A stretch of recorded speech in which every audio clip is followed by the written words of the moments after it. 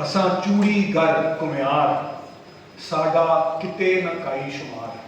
ملک میں بڑھتی ہوئی مہنگائی، بجلی کے بھاری بلوں اور ٹیکسوں کی بھرمار کے خلاف human rights commission of Pakistan اور joint action committee for public rights کے اشتراک سے لاہور کے HRCP آڈیٹوریم میں احتجاجی جلسہ کیا گیا۔ جلسے میں سول سوسائٹی، انسانی حقوق کے کارکنوں، ٹریڈ یونین کے نمائندوں اور طلباء نے شرکت کی۔ مقررین نے حکومت سے مطالبہ کیا کہ عام شہریوں کو ریلیف فراہم کرنے کے لیے فوری اقدامات کرے جو بڑھتی ہوئی مہنگائی کی وجہ سے مسائل کا شکار ہیں۔ جلسے میں شرکاء کی رائے سے ایک چارٹر آف ڈیمانڈ بھی منظور کیا گیا۔ چارٹر آف ڈیمانڈ کے حوالے سے HRCP کے سیکرٹری جنرل حارث علی کا وائس PK سے گفتگو کرتے ہوئے کہنا تھا کہ اس میں تعلیم، صحت اور مہنگائی کے خاتمے کے حوالے سے تجاویز شامل کی گئی ہیں۔ دیکھیے، چارٹر آف ڈیمانڈ میں جو آج یہاں پیش کیا گیا اور پھر اس کی منظوری ہوئی، کافی گفتگو کے بعد مزدوروں کی تنظیمیں بھی تھیں اور خواتین کی تنظیمیں بھی تھیں اور مذہبی اقلیتوں سے تعلق رکھنے والے لوگ بھی تھے۔ اس میں جو انسانی حقوق کے دفاع کار ہیں اور جو سول سوسائٹی کے دیگر تنظیمیں ہیں، صحافی حضرات ہیں، وکیل ہیں، یہ سب اس میں موجود تھے اور اس میں مطالبہ یہی ہے کہ جو ٹیکس وہاں لگایا جائے جن لوگوں پہ وہ ٹیکس بنتا ہے۔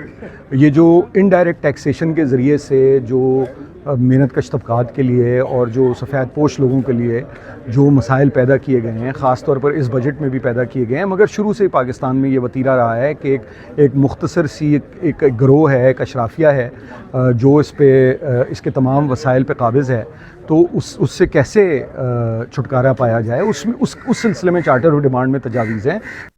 گھریلو ملازماؤں کے حقوق کے لیے کام کرنے والی تنظیم ہوم نیٹ پاکستان سے منسلک سمیرہ سعید کا اس موقع پر کہنا تھا کہ گھروں میں کام کرنے والی ملازماؤں کی تنخواہیں اتنی زیادہ نہیں کہ وہ بجلی کے بل ادا کر سکیں۔ حکومت سے ہمارا مطالبہ ہے کہ ہمیں بلوں میں ریلیف دیں۔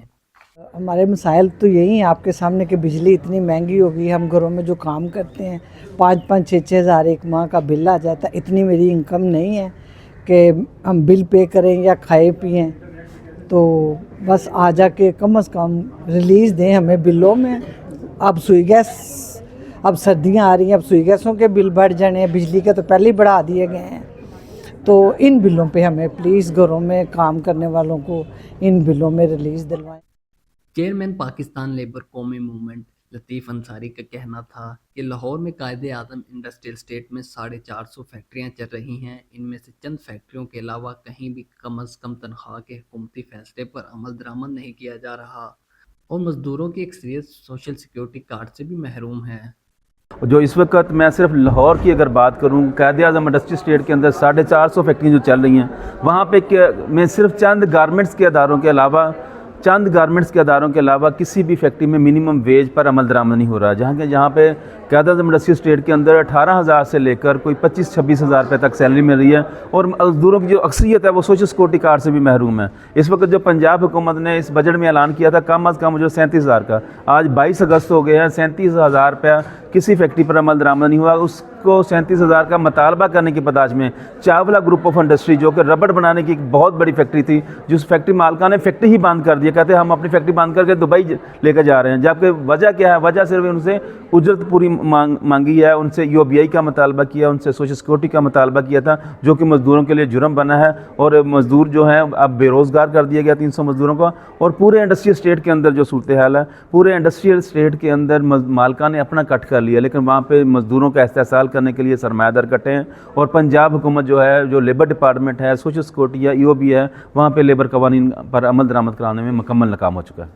احتجاجی جلسے میں مقررین نے شرکاء کو ملک میں جاری معاشی بحران اور بجٹ میں لگائے جانے والے ٹیکسوں کے حوالے سے بھی آگاہ کیا۔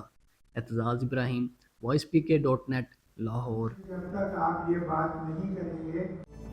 آپ کی خبر، آپ کی آواز، voicepk.net۔